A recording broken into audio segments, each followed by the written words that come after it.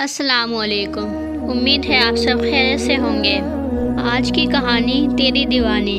लेकिन कहानी शुरू करने से पहले अगर आप हमारे चैनल पे पहली दफ़ा आए हैं या आपने अभी तक हमारे चैनल को सब्सक्राइब नहीं किया है तो महनाज वॉइस चैनल को सब्सक्राइब करना ना भूलें। ये कहानी एक ऐसी लड़की की है जो एक लड़के को दीवानगी की हद से ज़्यादा मोहब्बत कर बैठी।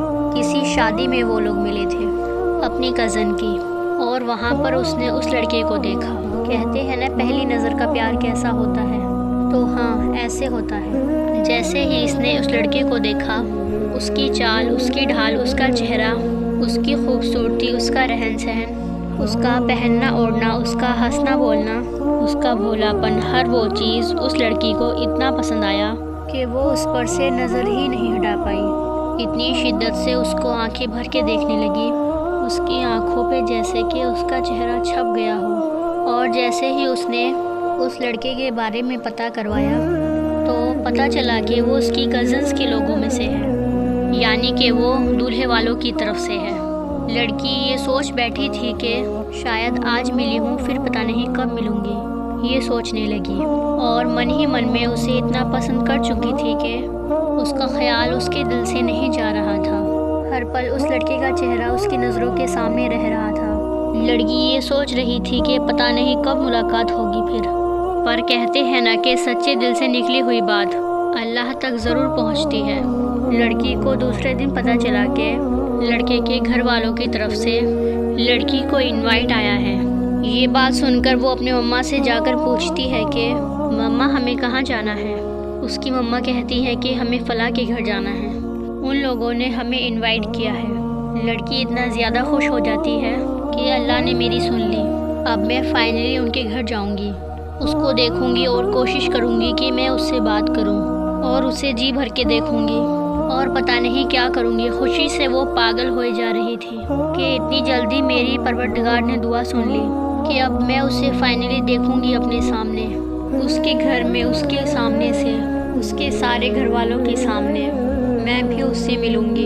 ये सोचकर वो बहुत ज़्यादा खुश हुई और अच्छे से रेडी हुई और अपने आप को आईने में देखकर संवार रही थी कि मैं ऐसी तो अच्छी लग रही हूँ ना, क्योंकि उसके सामने अपना इम्प्रेशन ख़राब नहीं करना चाहती। फिर ये लोग उनके घर गए 2 बजे के करीब, और वहाँ पर जाने के बाद सबने अच्छे से वेलकम किया। और लड़की की आंखें सिर्फ लड़के को ढूंढ रही थी कि पता नहीं वो कहाँ है, कब आएगा सामने, कब तक आएगा सामने, शायद सलाम करने ही आ जाए। वो लड़का नहीं आया। फिर उसकी माँ से पता चला कि वो लड़का जॉब पे गया हुआ है, उसे आने में टाइम लगेगा। तब लड़की के घर वाले और उस लड़के के घर वाले साथ में बैठे, बातें की, साथ में खाना खाया। कुछ पुराने फ़ोटो एल्बम थे वो निकाले और दिखाने लगे। फिर जैसे ही एल्बम ओपन हुआ, लड़के की फ़ोटो नज़र आई। लड़की देखकर बहुत ज़्यादा खुश हो गई। कहीं ना कहीं उदास इस बात से थी कि वो लड़का अभी तक सामने नहीं आया, पता नहीं कब आएगा।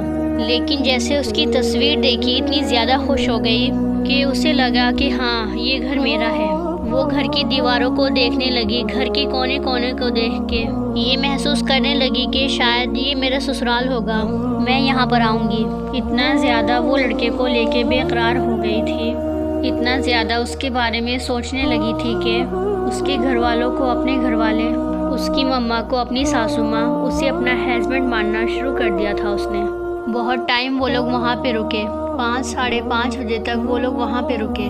वो लड़का फिर भी नहीं आया। लड़की बहुत मायूस हो गई, लेकिन उसे खुशी इस बात की थी कि वो उसके घर तो गई कम से कम। फिर उसको रिसेप्शन के लिए जाना था, इसलिए वो लोग घर वापस आ गए। लड़की थोड़ी सी उदास थी ये सोच के, यार मैंने उसे देखा नहीं है, अगर देख लेती तो शायद ये खुशी दुगनी हो सकती थी। लेकिन चलो कोई बात नहीं, रिसेप्शन पे उससे मिल लूँगी, उसे देख लूँगी और हो सके तो उससे बात भी कर लूँगी। लड़की ने ये ठान लिया और बहुत अच्छे से तैयार हुई और रिसेप्शन पे चली गई। रिसेप्शन पे उसकी नज़र हर बार उस लड़के को ढूंढ रही थी, पता नहीं कहाँ से आ जाएगा, पता नहीं उस पर मेरी नज़र कैसे पड़ेगी, मैं उसे कैसे देखूँगी, उसको देखते ही मेरा रिएक्शन क्या होगा। लड़की ये सोच के मन ही मन में बहुत खुश हो रही थी। लेकिन जैसे जैसे वक्त गुजर रहा था, लड़की की मायूसी बढ़ती जा रही थी, क्योंकि लड़का नहीं आया था। उसकी पूरी फैमिली आ चुकी थी, उसकी माँ, उसके पूरे घर वाले आ चुके थे, लेकिन वो लड़का नहीं आया क्योंकि वो उस दिन भी जॉब पर ही था। उसको आने के लिए बहुत लेट हो सकता था। उसकी मम्मा से जब सबने पूछा तो उन्होंने बताया कि शायद उसको आने में देर होगी या फिर नहीं भी आ सकता है। वो उसकी मर्ज़ी के ऊपर है, मैं नहीं बोल सकती कुछ। लड़की उदास थी ये सोच के कि मेरी उम्मीद थी कि मैं आज उससे मिलूँगी, पर आज अगर नहीं मिल पाई तो फिर पता नहीं मैं उससे कभी फिर मिल पाऊँगी भी या नहीं मिल पाऊँगी।